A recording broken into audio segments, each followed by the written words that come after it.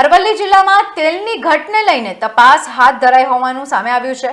Madhumati soybean તેલના ડબ્બામાં તેલની ઘટને લઈને ફરિયાદ થઈ છે, ત્યારે આ તપાસ હાથ ધરાઈ છે। તોલમાપ વિભાગના અધિકારી દ્વારા તપાસ કરાઈ હતી, જેમાં ખાસ તો મોડાસા માર્કેટ યાર્ડની શ્રીનાથ ટ્રેડર્સ અને શ્રી રામદેવ ટ્રેડર્સ નામની દુકાનમાં તપાસ હાથ ધરી હતી, જેમાં તેલના ડબ્બા દીઠ 300 ગ્રામ તેલની ઘટ હોવાની ગ્રાહકોની ફરિયાદ બાદ તપાસ કરતા જાણવા મળ્યું કે ડબ્બા દીઠ 40 જેટલા રૂપિયાની લૂંટનો કારસો ઘડવામાં આવ્યો છે।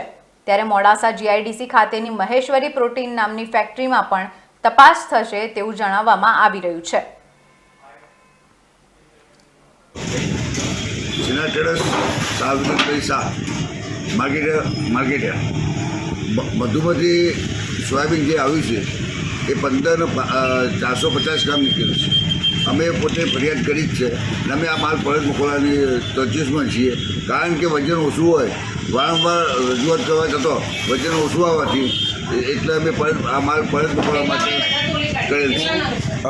આ તેલના ડબ્બો કેટલા કિલોનો આવો છો અને કેટલો ઘટ પડે છે આમાં?